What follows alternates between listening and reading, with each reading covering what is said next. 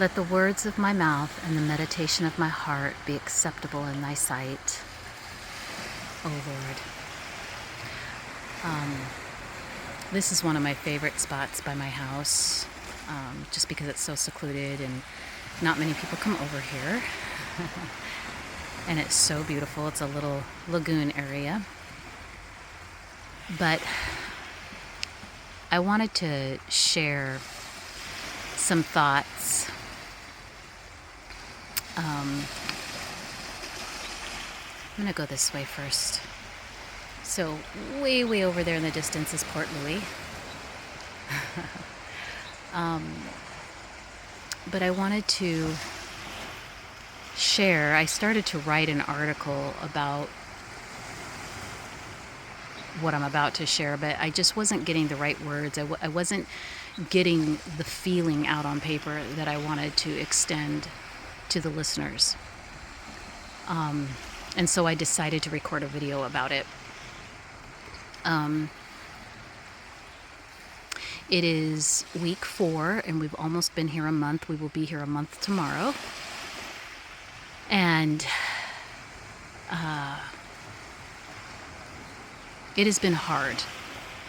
And I want to be transparent about that. I want to be honest about that. While this is a beautiful place, and it's a beautiful place, we still haven't totally assimilated. There have been many layers of challenges that are to be expected when you move to a new country, or even when you're coming for a short term. However long you choose to stay, there's some acclimating that needs to happen. And while everyone here speaks English, their first language is Creole, English and then French. And the Creole is kind of this different blend of French. So I'm very dependent on so many people right now, which has been a huge stretch for me because I'm such an independent person. Anybody who knows me knows I just kind of handle my business, and if you ask me to do something, it was done 2 days ago. I'm that kind of person. But there's been so much self-reflecting and so much that I wasn't actually picking up on that was going on. And yes, I'm still covered in mosquito bites, no matter how hard we're trying to prevent that. I went through, well, for starters, the culture shock and the homesickness has been in waves. It's gone up, it's gone down, but still knowing why I'm here. But the last few days, yesterday morning it broke off me, but there were a couple of days or so there where I was feeling pretty low and very sad. And I wouldn't say that I was like, someone wouldn't have diagnosed me with depression, but I was certainly depressed, to the point that I was looking at tickets to come home and thinking about what would be the consequences of coming home. What would coming home look like on an earthly matter and on a spiritual matter?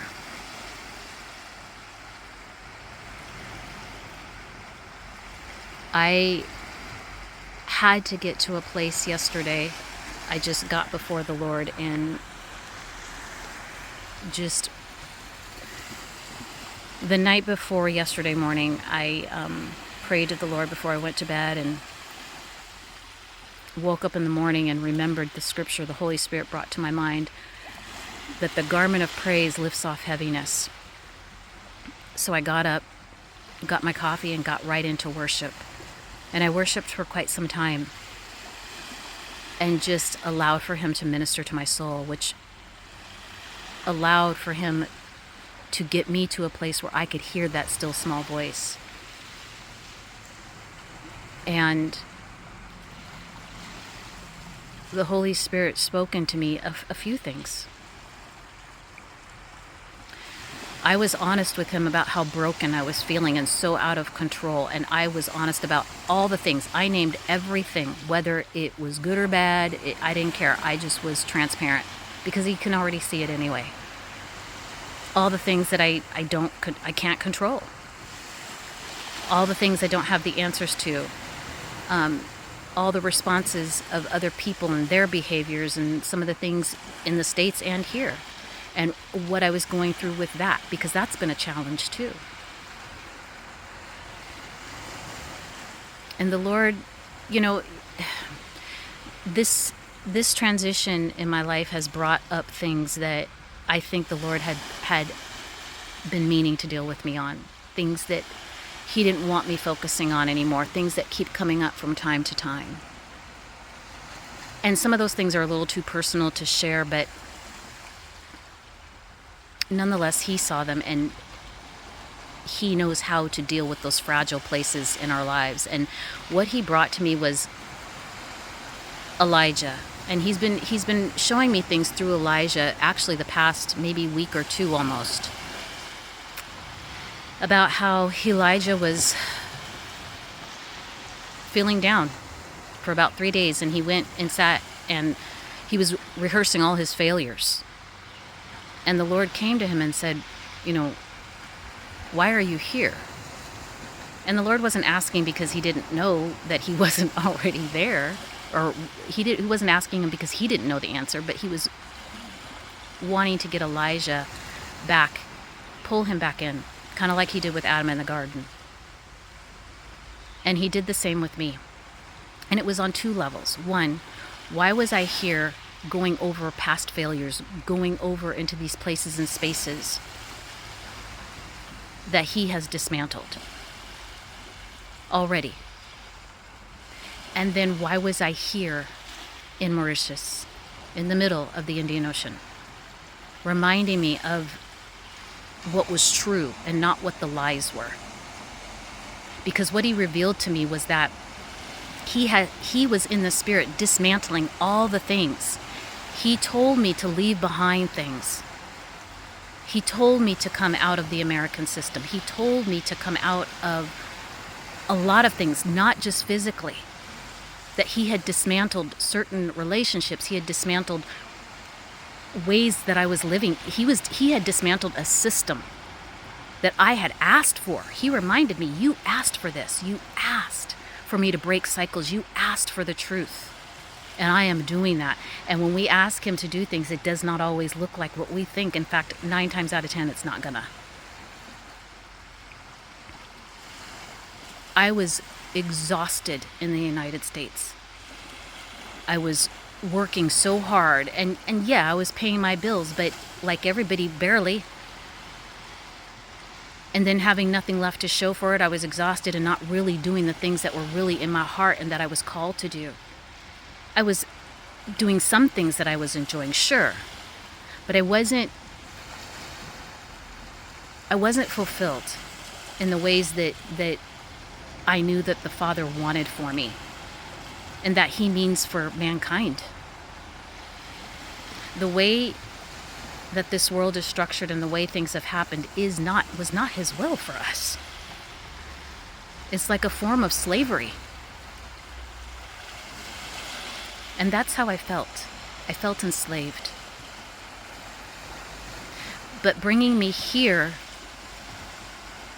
it was almost like, the old saying, how they talk about the elephant who was in the cage. They caged the elephant, and then once they opened up the cage and let the elephant go, the elephant didn't know it was free, and so it just stayed in its place. And that's how I was feeling. I didn't understand that He had brought me into freedom, that He was showing me truth about certain individuals, that He was showing me truth about certain things, people, places, and things. And He was breaking cycles. And what I was experiencing, and he had dismantled a system, it's already done. But what I was experiencing was the residue and the dust of that dismantling. Grief of an old system broken, even though it was good for me.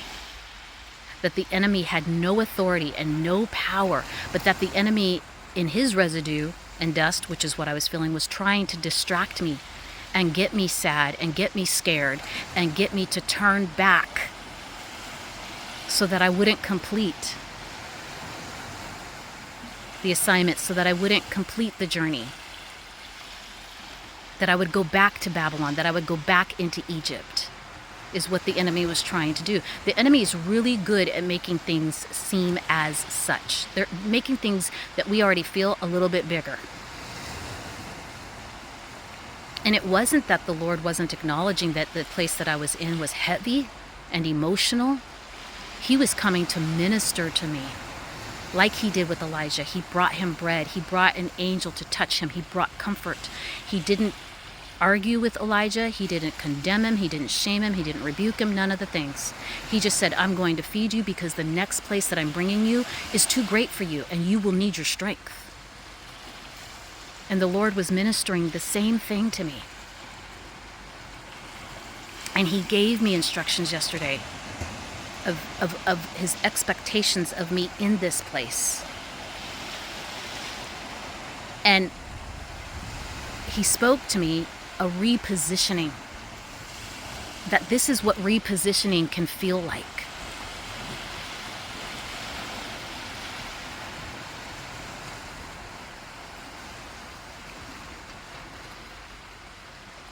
And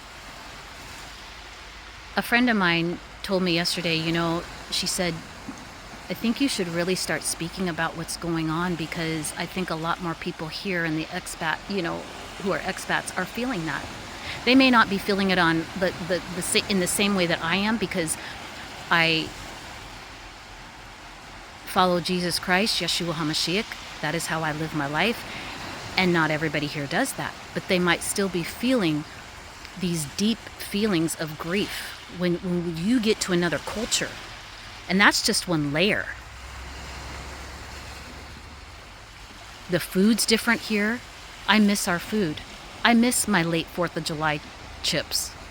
I miss Trader Joe's. I do.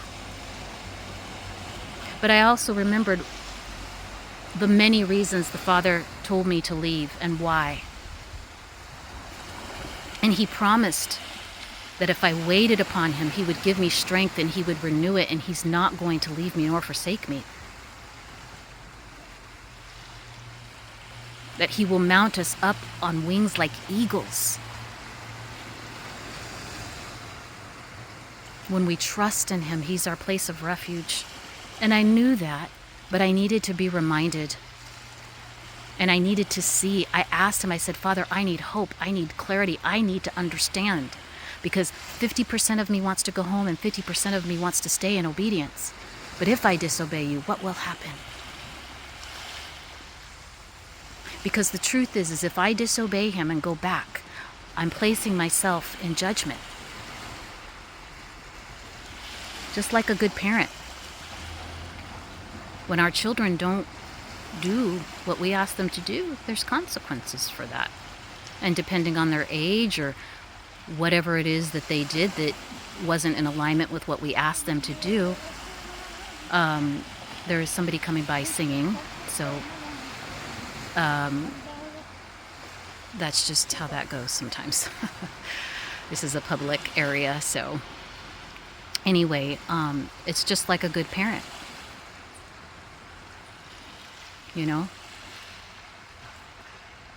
So, and he's a good father. And he let me know this is not punishment. This is protection. I am denying access of other things to disrupt what I am rebuilding and what I am repositioning you to do. This is an alignment. And he told me, don't interrupt and step in prematurely what I am already taking care of. I don't need your help, daughter. I got this. And so yesterday I was with him in fellowship and in his presence for hours, because that's where I needed to be. I needed him to give me drink and to give me food, because I was thirsty and hungry for him. I needed his comfort. I needed his strength. Because he says, why so downcast, O my soul? Put your hope in me. And I needed him to do that for me.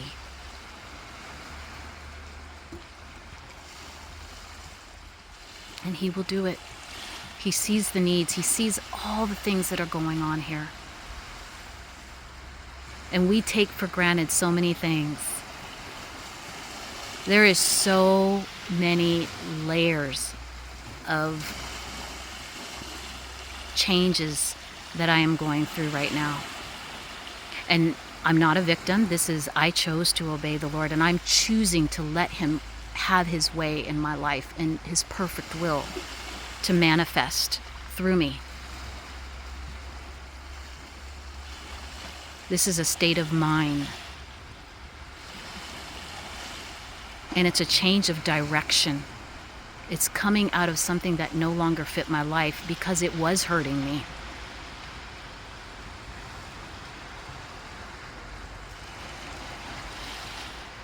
And he showed me things in the spirit about certain things that he had dismantled, that he had taken care of. And I don't have to worry about those things anymore. And that I can step into this with no shame. No, I don't have all the answers, but he does. And it's okay for me to rest in what he's called me into. And I was struggling with that. I was struggling with relaxing because I'm so used to constant movement. And if I don't do this, if I don't do that, and all the things. And he's letting me know, no, I've dismantled all that. I am taking care of you. You have rest on all sides. And that he was letting me know, step into that. Step into it.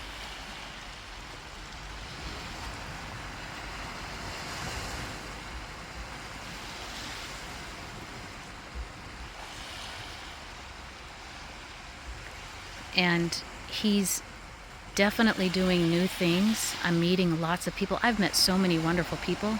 I've met people from Australia and South Africa. I said Australia, yes. Belgium, the Netherlands, the locals. And understanding that, I'm going to talk about that in another video about the special needs community. That's a whole separate video, and I'm going to post a video about that soon. Because that was part of my grief. And like I said, it was in layers. There were many things that I was concerned about. And, some people who've come here are just living their best lives, and they should. They should be free to do that.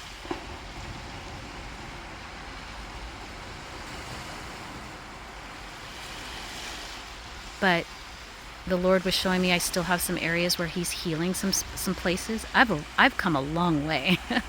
He's also showing me how far I've come. And the challenges and all the things, the generational things that have been broken off of my life. And he wants me to step into this. All of the things that him and I have done together over the years. He just happened to bring me here. It could have been anywhere.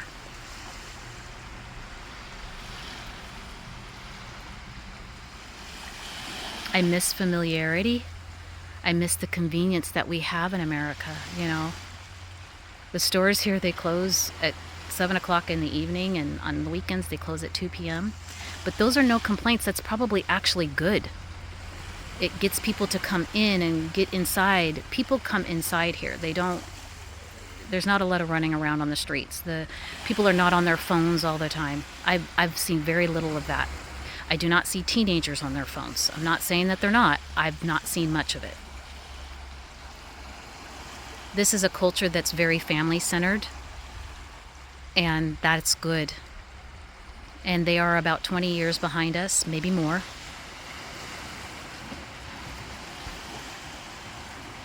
But the one thing that may seem a certain way can be the very medicine that we need. Technology's good for some things, but our culture's gotten so away from so much.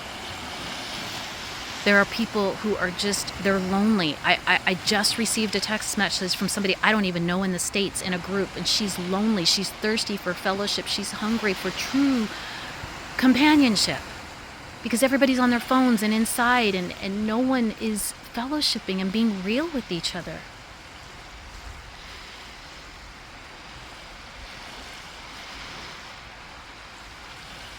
So I had many things in my heart that I was grieved about. Even, some of the way that those who are from other countries operate here, especially Americans, that isolation is still there, and we have to get rid of that. That is not God's will. Sometimes there's seasons of it, but not as a way of life.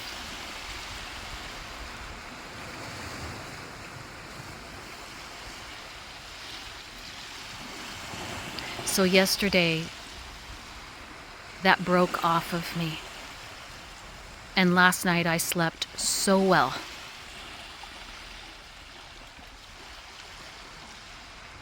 I needed permission to be free, to be okay, and to be exactly where I'm at. And encouragement from some of the other aspects, like my diet. I'm not eating necessarily the way I would normally eat, and that's been hard. But also bringing up things that I need to deal with.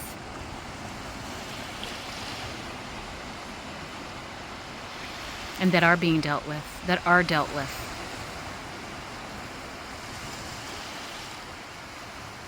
That it takes time to acclimate. Takes time to get used to. Everything here is different. Everything. But it's good. And the Lord was gentle with me and let me know it's good. It's okay, daughter. You are my beloved. And yes, you heard me correctly. He told me, don't quit. Don't turn back. Stay exactly where you are. And he gave me instructions on how he wants me to do that. And I'm going to listen to him.